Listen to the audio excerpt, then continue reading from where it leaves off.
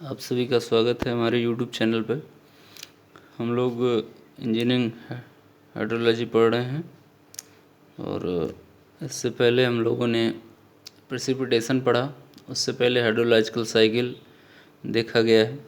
तो ये आपका तीसरा लेक्चर है इस पे, हाइड्रोलॉजी पे। तो इसको देखते हैं। इवापोरेशन टॉपिक है। इवापोरेशन सब लोग को मालूम है इवापोरेशन क्या होता है।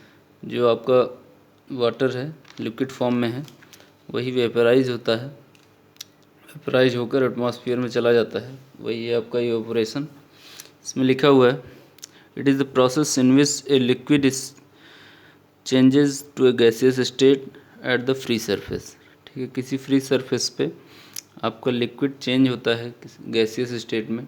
सबको मालूम है इवापोरेशन होता है, वेपराइज होता है वाटर। आपका नदी से हो गया, पॉन्ड से हो गया, आपके जो ट्रीज़ हैं उससे होता है, उसको ट्रांसपिरेशन कहते हैं। इवापोरेशन आपका वही है जो वाटर है वहाँ से इवापोरेट होता है, तो वो आपका गैसियस स्टेट में कन्वर्ट हो जाता है। तो इसके लिए कितनी हीट ऑफ एनर्जी की ज़रूरत पड़ती है, वो कितना है 585 कैलोरी पर ग्राम। इतने हीट की आवश्यकता होती है किसी भी वाटर बॉडी को इवापोरेट कराने के लिए।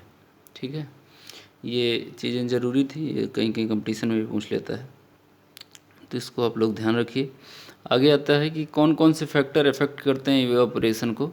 इवापोरेशन क्योंकि इम्पॉर्टेंट चीज़ है, वाटर आपका वेपराइज हो रहा है तो उसको कंसीडर करना ज़रूरी हो जाता है कि आप क्यों ज़रूरी होगा, क्योंकि वो कैसे वर्क कर रहा है उसके बारे में, कैसे मेथड हैं अभी और आगे पढ़ेंगे हम लोग। फ़िलहाल देखते हैं कि फैक्टर अफेक्टिंग इवापोरेशन कौन कौन से फैक्टर इफेक्ट करते हैं। पहला है वेपर प्रेशर। वेपर प्रेशर क्या होता है? वेपर प्रेशर आपका क्या कह रहा है, इसमें इंग्लिश क्या लिखी हुई है पढ़ लीजिए थोड़ा सा। Rate of evaporation is directly proportional to the difference between the saturation vapour pressure at the water and the actual vapour pressure in the air. ठीक है, यहाँ दो चीज़ें हैं, दो वेपर प्रेशर है। एक तो वेपर प्रेशर किसका है, जो आपका वाटर है जो कैसा है, सैचुरेटेड है, फुल्ली सैचुरेटेड है। ठीक है, और एक तो एयर है आपका। एयर में क्या होगा, वेपर प्रेशर आपका एयर का होगा कुछ ना कुछ, कुछ ना कुछ वेपर प्रेशर होगा इसका वाटर का, जो आपका सैचुरेटेड जो इवापोरेट हो रहा है। तो दोनों के डिफरेंस, दोनों का जो डिफरेंस होता है वो रेट ऑफ इवापोरेशन के डायरेक्टली प्रोपोर्शनल होता है। अभी आपसे कहा जाए कि ये चीज़ है, ये रेट ऑफ इवापोरेशन हो गया, ये डायरेक्टली प्रोपोर्शनल होगा किसके, EW माइनस EA के। ठीक है, ये आपका इसके डायरेक्टली प्रोपोर्शनल हो गया, तो प्रोपोर्शनलिटी हटाने के लिए हम लोग C लगाए हैं यहाँ। ठीक, ये डायरेक्टली प्रोपोर्शनल है तो इसलिए इसको प्रोपोर्शनलिटी हटाने के लिए हम लोग C लगाए हैं। C का यहाँ क्या है, कांस्टेंट है। EL क्या है, रेट ऑफ इवापोरेशन हो गया। EW क्या है आपका, EW ये दिया हुआ है, saturation vapour pressure at the water. Water का सेचुरेटेड वेपर प्रेशर आपका क्या कहलाएगा, EW कहलाएगा। EA क्या होगा, the actual vapour pressure in the air. Air का जो वेपर प्रेशर होगा वो क्या कहलाएगा, EA कहलाएगा, और जो वाटर का होगा वो क्या कहलाएगा, EW कहलाएगा। दोनों का डिफरेंस डायरेक्टली प्रोपोर्शनल होता है किसके, रेट ऑफ इवापोरेशन के। यही क्या कहता है, यही क्या कहता है, यही कौन कहता है, ये इसको कहते हैं डाल्टन्स लॉ ऑफ इवापोरेशन के अंदर ये फार्मूला आता है। इस फार्मूले को हम लोग डाल्टन्स लॉ ऑफ इवापोरेशन कहते हैं। ठीक है, आगे याद रखिएगा। अगर यहाँ दो तीन कंडीशन बनती हैं, अगर क्या हो चीज़ें आपकी कैसी हों, अगर जो वाटर का वेपर प्रेशर है, जो एयर का वेपर प्रेशर है, ठीक है, दोनों अगर इक्वल हों या लेस देन हो, यहाँ लेस देन का भी साइन बना सकते हैं, लेस देन हो और इक्वल हो तो आपका इवापोरेशन कंटिन्यू होगा। ठीक है, जो आपका वाटर का वेपर प्रेशर है, जो एयर का वेपर प्रेशर है, अगर वाटर का वेपर प्रेशर कम है एयर से तो ऑब्वियस सी बात है कि वाटर इवापोरेशन आपका स्टार्ट होगा। लेकिन जब इसका वेपर प्रेशर ज़्यादा हो जाएगा, इसका वेपर प्रेशर ज़्यादा हो जाएगा वाटर का, और एयर का कम हो जाएगा, तो क्या होगा, कंडेंसेशन स्टार्ट हो जाएगा, वो आपका कंडेंस होना शुरू हो जाएगा, क्लाउड्स बनने शुरू हो जाएंगे वहाँ से। ठीक है, तो वहाँ आपका इवापोरेशन बंद हो जाएगा। ये एक फैक्टर थे, इसको हमने क्या कहा था, डाल्टन्स लॉ ने इस फार्मूले को दिया था, इसमें इम्पॉर्टेंट यही है, इसको याद रखिएगा। अगला आता है area of the water surface. Area कैसे इफेक्ट करती है, जैसे आपसे कहा जाए किसी ग्लास में पानी रख दीजिए और किसी तालाब में पानी है, तो इवापोरेशन ज़्यादा कहाँ होगा, अब ये सी बात है, तालाब से ज़्यादा इवापोरेशन होगा। तो वही फैक्टर है, the amount of evaporation is directly proportional to the area. जितना इवापोरेशन ज़्यादा होगा, मतलब जितना एरिया ज़्यादा होगा उतना इवापोरेशन आपका ज़्यादा होगा। ये सिंपल था, कोई दिक्कत नहीं होनी चाहिए। द रेट ऑफ इवापोरेशन, अगला आता है थर्ड आपका टेम्परेचर जान ही रहे हो, क्योंकि आपके टेम्परेचर से ही तो ये चीज़, इतनी एनर्जी चाहिए इसको, जब इतनी एनर्जी मिल जाएगी तो आपका इवापोरेशन स्टार्ट हो जाएगा। तो टेम्परेचर जैसे जैसे इंक्रीज करेगा वैसे वैसे आपका इवापोरेशन भी इंक्रीज होगा। ठीक है, टेम्परेचर आपका डायरेक्टली प्रोपोर्शनल होता है इवापोरेशन रेट के। अब आगे आता है, आगे क्या आता है आपका, एटमॉस्फेरिक प्रेशर। अगला है आपका एटमॉस्फेरिक प्रेशर, वो कैसे इफेक्ट करता है। एटमॉस्फेरिक प्रेशर क्या होता है, एटमॉस्फेयर जो भी प्रेशर लगाता है किसी भी बॉडी पे वो आपका कहलाता है एटमॉस्फेरिक, वो एटीएम से हम लोग डिनोट करते हैं। और जब ये चीज़ हाई होगी, एटमॉस्फेरिक प्रेशर हाई होगा तो इवापोरेशन क्या होगा, कम होगा। ठीक है, ये चीज़ जब एटमॉस्फेरिक प्रेशर हाई होगा तो इवापोरेशन रेट कम होगा, और जब एटमॉस्फेरिक प्रेशर क्या होगा, लो होगा तो इवापोरेशन आपका हाई होगा। ठीक है, यहाँ जैसे जो आपके ग्राउंड लेवल पे जो चीज़ें हो रही हैं वहाँ आपका एटमॉस्फेरिक प्रेशर सबसे ज़्यादा है, क्योंकि एटमॉस्फेयर यहीं पर सबसे ज़्यादा एक्ट करता है आपके ग्राउंड लेवल पे। तो यहाँ पर इवापोरेशन कम करेगा, एटमॉस्फेरिक प्रेशर जो है उसका इफेक्ट ज़्यादा होता है आपके ग्राउंड लेवल पे, तो वहाँ इवापोरेशन क्या होगा, कम होगा। एट द अल्टीट्यूड, जब आपका हाइट पे आप पहुँच जाते हो तो वहाँ क्या होता है, वहाँ पर एटमॉस्फेरिक प्रेशर तो आपका कम हो जाता है। एटमॉस्फेरिक प्रेशर कम होने का मतलब क्या है कि इवापोरेशन आपका ज़्यादा होगा। ठीक है, किसी हाइट पे इवापोरेशन आपका ज़्यादा हो जाता है। विंड क्या होता है, विंड कैसे इफेक्ट करती है, विंड तो शुरुआत में जैसे इंक्रीज करती है, हाँ, with increase the wind speed evaporation rate is increase. जैसे जैसे विंड की स्पीड बढ़ती है वैसे वैसे क्या होता है, इवापोरेशन रेट क्या होता है, इंक्रीज होता है, इवापोरेशन रेट आपका इंक्रीज होता है। और इसमें थोड़ा सा कुछ लिखा भी है, उसको भी देख लेते हैं। क्या लिखा हुआ है, the rate of evaporation increases with the wind speed up to a critical speed beyond which any further increase in the wind speed has no influence in the evaporation rate. इसमें क्या होता है, एक क्रिटिकल स्पीड होती है। Critical speed हम लोग कह सकते हैं कि जैसे किसी भी पर्टिकुलर हाइट पे अगर आपको स्पीड लेनी है तो उस दौरान कितनी उसकी स्पीड आ रही है उसका कैलकुलेशन ही क्रिटिकल स्पीड कहलाता है। तो इसमें यही होता है कि अगर क्रिटिकल स्पीड तक उसकी जो इवापोरेशन रेट है उसको तो बढ़ा रहा है वो, ठीक है, क्रिटिकल स्पीड तक तो बढ़ाएगा, लेकिन अब क्रिटिकल स्पीड के फर्दर अगर हो जाएगा, फर्दर अगर विंड का स्पीड बढ़ गया तो उससे इवापोरेशन पे कोई इफेक्ट नहीं पड़ेगा। ठीक है, इवापोरेशन का जो रेट है शुरू में तो वो आपका इंक्रीज करता है, लेकिन बाद में उस पर कोई इफेक्ट नहीं डाल सकती है, जबकि फर्दर इंक्रीज होती है speed, wind speed. I hope समझ में आ रहा होगा। तो ये सारी बातें किसकी हो गई, ये सारे फैक्टर्स जो आपके इसको इफ़ेक्ट करते हैं इवापोरेशन को। इसके अलावा और भी फैक्टर्स हैं, सॉल्युबल साल्ट हो गया, ये और क्या हो सकता है, heat storage in water body, ये सारी चीज़ें हैं, लेकिन उतना हेल्पफुल नहीं है, वो इतना इम्पोर्टेंट भी नहीं है। ठीक है, और चलें आगे फिर। अगला क्या है, method of measurement of evaporation, ये important topic. Method of measurement of evaporation में क्या होता है, पहला मेथड कौन सा है, पहला मेथड है आपका यूजिंग इवेपोरीमीटर। इवेपोरीमीटर क्या होता है, ये आपका इवापोरेशन को मेजर करता है। इसमें हम लोग पैन से अपना इवापोरेशन जो होता है उसको मेजर करते हैं।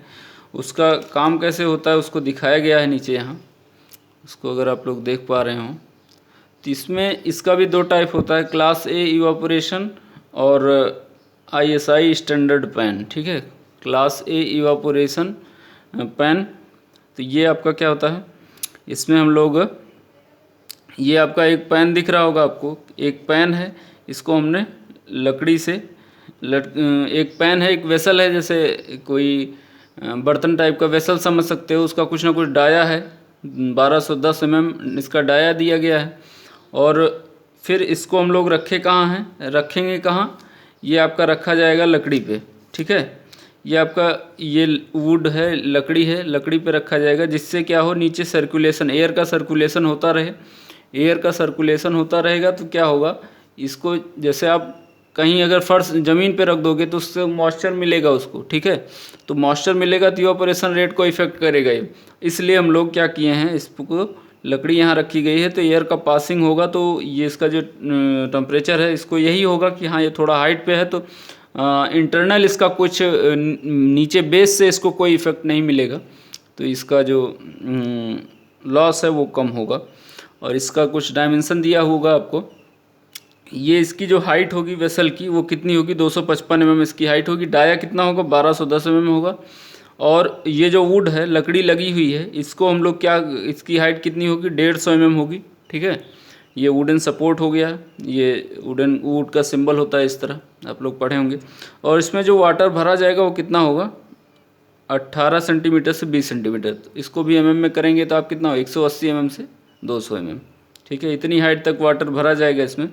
तो वाटर क्या होगा, फिर इवापोरेशन होगा, कुछ ना कुछ वाटर में कमी आएगी, तो उसको हम लोग मेजर कैसे करते हैं, हुक गेज से। ठीक है, हुक गेज से, यहाँ measurement of drift of water with the hook gauge से मेजर कर लेते हैं, पहले कितना वाटर था अब कितना वाटर है, दोनों डिफरेंस कितना है टाइम के साथ, उसको हम लोग वही मेजर किया जाता है इसमें। क्लास ए इवापोरेशन, ये इवेपोरीमीटर का टाइप है आपका, पहला टाइप हो गया क्लास ए इवेपोरेशन। ठीक है, इसमें लिखा हुआ है wooden support place for the circulation of air. ठीक, चलें आगे। अगला है ISI स्टैंडर्ड पैन। इसको देखिए, इसको ये आपका जो क्लास ए इवापोरेशन मेथड है उसका स्टैंडर्ड फॉर्म है। इसमें क्या हुआ है, ये भी एक वेसल लिया गया है, ये एक वेसल है। ठीक है, इसमें भी आपने वुडन सपोर्ट दिया हुआ, वुडन प्लेटफॉर्म दिया है, उसी के ऊपर अपने वेसल को रखेंगे आप। पहले आप ग्राउंड पे वुडन प्लेटफॉर्म बनाएंगे, उसके बाद उस अपना पैन जो है उसका डाया कितना है, 1220 mm, उसको रखेंगे वहाँ।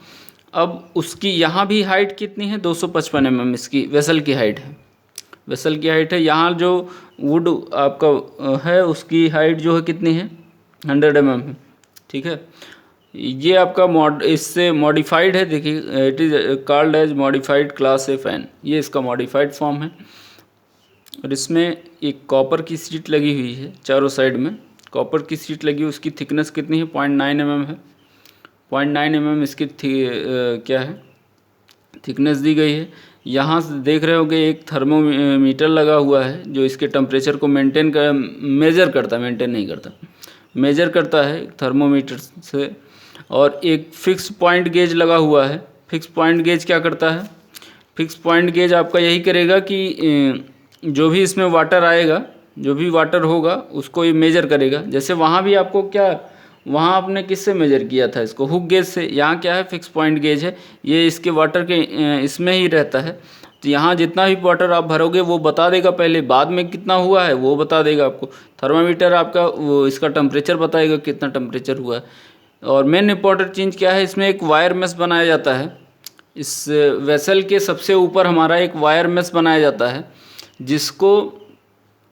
जिससे क्या होता है, वायर मेश किसी के जाल, जैसे आप किसी बर्तन के ऊपर जाल रख देते हो, उस वही चीज़ है। तो उसमें क्या होगा, पेड़ की पत्ती हो गई आसपास अगर पेड़ होगा तो, और कुछ कोई पानी नहीं पी सकता, चिड़िया या कुछ कोई भी है, तो उससे क्या होगा, उसका लॉस जो है इवेपोरेशन पे रेट के इफेक्ट पे कम करेगा वो। ठीक है, इसमें कुछ चीज़ें लिखी गई हैं, उसको भी देख लेते हैं।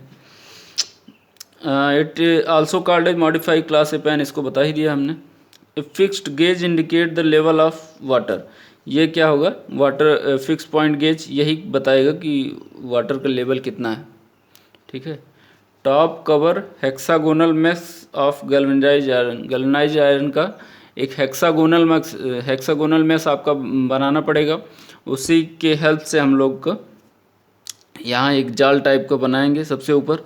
ये आपका जाल टाइप का रहेगा जिसमें इसमें कुछ डस्ट वगैरह, या डस्ट तो पड़ ही सकता है, लेकिन ये जो बड़े डस्ट होते हैं, पत्ती हो गई या चिड़िया, कुछ भी हो सकता है, वो ना पड़े इसमें। और due to pan evaporation it is in 40% loss. ये जो पैन होगा, ये जो वायर मेश आपने बनाया है, इसके कारण क्या होगा, जो इसका जो क्या होता है इवापोरेशन रेट है वो 14% डाउन हो जाएगा। क्योंकि आप किसी भी चीज़ को जाल से ढक रहे हो या ढक ही रहे हो तो उसका जो रेट होगा वो कम हो जाएगा। कितना कम होगा, 14% लेस हो जाएगा। ठीक है। अगर जाल नहीं लगाया जाए और फिर जाल लगा दिया तो दोनों में डिफरेंस कितना आएगा, 14% का। किससे कौन सा कम होगा, जिसमें जाल लगा होगा उसमें इवापोरेशन रेट कम होगा। और कहीं अगर आपको किसी भी जगह लेक में या कहीं भी आपको अगर इवापोरेशन निकालना हो तो उसका फार्मूला क्या होता है, pan coefficient into pan evaporation. Pan evaporation मतलब यही है, पैन इवापोरेशन। यहाँ से कुछ जो डेटा मिला, पैन कोफिशिएंट वो उसकी वैल्यू अलग अलग जगह के लिए वैली करती रहती है। तो आपका जो इंडियन स्टैंडर्ड है आईएसआई पैन है, इसके लिए इसकी वैल्यू 0.8 होती है। इसके लिए कोफिशिएंट की वैल्यू 0.8 होती है। आप इवापोरेशन निकाल के लेक इवापोरेशन आप फाइंड आउट कर सकते हैं। ठीक है। ये अलग अलग जगह के लिए जनरली इसको 0.8 ही रखा जाता है पैन कोफिशिएंट को, कोई दिक्कत नहीं होगी इसमें शायद। ठीक है। तो ये अभी हमने क्या पढ़ा, अभी हमने इवेपोरीमीटर के बारे में पढ़ा। इवेपोरीमीटर आपका दो तरह का होता है। पहला है आपका क्लास ए इवेपोरेशन, दूसरा है आईएसआई स्टैंडर्ड पैन। ठीक है, दो हमने पढ़ लिए हैं। इसके बाद तीसरी जो फिर इसमें और कोई टाइप नहीं है। ठीक है। इसके बाद क्या आता है, ये फर्स्ट हमने कंप्लीट कर लिया यूजिंग इवेपोरीमीटर। दूसरा है आपका एम्पेरिकल इवापोरेशन इक्वेशन। ठीक है। एम्पेरिकल इवापोरेशन इक्वेशन क्या है, ये आपको एम्पेरिकल इवापोरेशन इक्वेशन है। ये भी आपका किस पे बेस करता है, डाल्टन्स लॉ पे बेस करता है। डाल्टन्स लॉ है क्या आपका, EL equals to C into EW minus EA। ठीक है। EL equals to C EW minus EA, ये आपका क्या है, Dalton's law. This is known as Dalton's law of evaporation. तो ये डाल्टन्स लॉ पे बेस्ड है ये इक्वेशंस। तो पहला इसमें इक्वेशन क्या आता है, मेयर्स फार्मूला। ये 1915 में दिया गया था। मेयर्स फार्मूला क्या कहता है, जो रेट ऑफ आपका लेक इवापोरेशन है वो क्या होगा, कोफिशिएंट और ये EW minus EA into 1 plus U9/16। ठीक है, U9/16। अब क्या है, EL इसमें क्या है, लेक इवापोरेशन। EL आपका क्या है, लेक इवापोरेशन है, जिसकी वैल्यू mm पर डे में हम लोग निकालेंगे। ठीक है, कितना mm पर डे में उसका इवापोरेशन हुआ है। Km आपका क्या है, कोफिशिएंट। ये आप जो Km कांस्टेंट होगा ये कोफिशिएंट होगा। ये अगर आपकी डीप ज़्यादा है, डीप अगर ज़्यादा है, ठीक है, तो उसमें 0.36 लेंगे। अगर स्मॉल डीप नहीं है तो हम लोग 0.50 लेंगे। U9 क्या है, 9 का मतलब 9 मीटर। ये क्या है, मंथली मीन विंड स्पीड है, विंड वेलोसिटी है। Monthly mean wind velocity at height of 9 metre. Ground level से 9 मीटर हाइट तक जितनी विंड की मंथली मीन स्पीड होगी वही है आपका U9। इस फार्मूले से हम लोग क्या निकालते हैं, इवापोरेशन निकालते हैं। ठीक है, ये सिंपल फार्मूला है। ठीक है, इस पर आपका न्यूमेरिकल वगैरह आ सकता है। तो इम्पेरिकल इवापोरेशन इक्वेशन में फर्स्ट आपका हो गया मेयर्स फार्मूला। दूसरा है आपका रोहवेयर फार्मूला। रोहवेयर फार्मूला क्या होता है, ये 1931 में दिया था, वो कितने में दिया था, 1915 में। ठीक है, इसमें क्या है इसको भी देख लेते हैं। तो इसमें क्या कह रहा है कि रेट ऑफ इवापोरेशन जो है EL आपका वो क्या होगा, 0.771 1.465 minus 0.000732 PA bracket close bracket start 0.44 plus 0.0733 U 0.6 लिखा हुआ है, U 0.6 bracket close EW minus EA। ठीक है, ये सारी चीज़ें दी गई हैं। अब इसमें कुछ चीज़ें नई आई हो गई हैं, जैसे PA क्या है, मीन बैरोमीटर रीडिंग। बैरोमीटर में जितनी भी रीडिंग आएगी उसका जो मीन होगा वो हम लोग ले लेंगे यहाँ। ठीक है, किस में आता है वो, MMSG में आता है। EW और ES आपको मालूम होगा, EW और ES। EW ये है आपका saturation vapour pressure at the water. ES क्या है, EW ये हो गया। ये क्या है, ये आपका है actual vapour pressure in the air. Vapour pressure air का एक्चुअल में कितना है।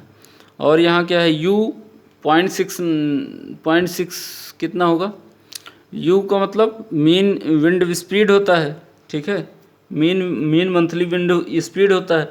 तो वहाँ क्या था, इससे मेयर्स फार्मूले में हम लोग 9 मीटर तक ले रहे हैं, यहाँ कितना लेना है 0.6 metre above the ground. Ground से 0.6 मीटर अबव जितनी भी मीन स्पीड होगी विंड की वो आपका U 0.6 हो गया।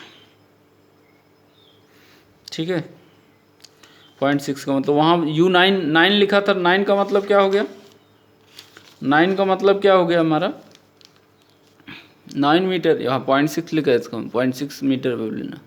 ठीक है, तो ये आपका इम्पिरिकल इवापोरेशन इक्वेशन ख़त्म होती हैं। अगला आता है आपका एनालिटिकल मेथड। एनालिटिकल मेथड में आपका तो ये हमारा एनालिटिकल मेथड में 3 मेथड होते हैं हमारे, water budget method, energy balance, मास ट्रांसफ़र मेथड।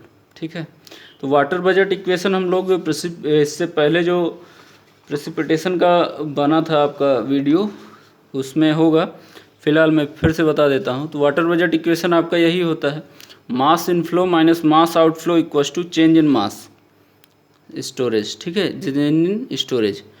तो जितना आया है आपका प्रेसिपिटेशन, जितना हुआ है, जितना गया है, उसका माइनस करेंगे तो हमारा जो इतना स्टोर हुआ है वो हमें फाइंड आउट मिल जाएगा। उसमें एक फार्मूला आपका यही है, P minus E minus R minus G minus T equals to delta S। P क्या है प्रेसिपिटेशन, R क्या है सरफेस रन ऑफ, G क्या है नेट ग्राउंड वाटर फ्लो। ठीक है, E क्या है आपका इवापोरेशन है, T क्या है यहाँ ट्रांसपिरेशन, डेल्टा S क्या है चेंज इन स्टोरेज। अभी हम लोग बात कर रहे हैं इवापोरेशन की, तो E यहाँ से अगर निकालने की अगर कोशिश किया जाए तो E आपका इधर चला जाएगा, डेल्टा S इधर चला जाएगा। तो हमारा फार्मूला क्या बन जाएगा, ये E equals to P minus G minus P minus R minus G minus T minus delta S। ठीक है, तो ये हमारा फार्मूला अब इस तरह बन जाएगा। ठीक, वाटर बजट इक्वेशन इससे पहले बताई गई हैं, कोई दिक्कत नहीं होगी इसमें। ठीक है, ये कॉन्टिन्यूटी इक्वेशन पे बेस्ड होती है। अब क्या करना है, अगला है energy balance method. Energy balance method ये किस पे बेस्ड होता है, based on the law of conservation of energy. Conservation of law of energy यही करता है कि आपका energy neither created not destroyed. ठीक है, it can change from one form to another. तो इसमें यही होना है, टोटल एनर्जी आपकी इतनी हो गई, टोटल इनकमिंग एनर्जी ये किसके बराबर होगी, आउटगोइंग एनर्जी प्लस एनर्जी जितनी स्टोर है, एनर्जी इवापोरेशन जितनी लग रही है।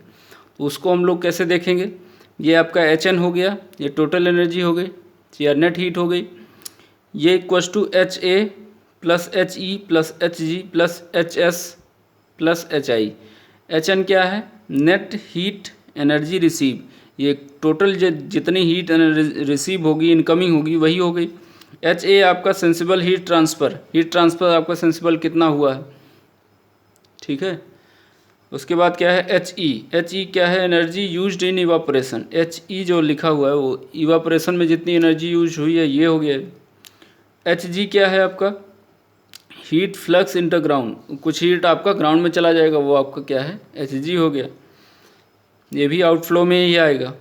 HA और HG आपका आउटफ्लो में ही आएगा। HS क्या है, heat stored in water body, energy heat आपका स्टोर हो रहा है कहाँ, वाटर बॉडी में, तो ये आपका क्या है HS आपका एनर्जी स्टोर में आ जाएगा। ठीक है, और HI क्या है, net heat conducted out of the system by the water flow.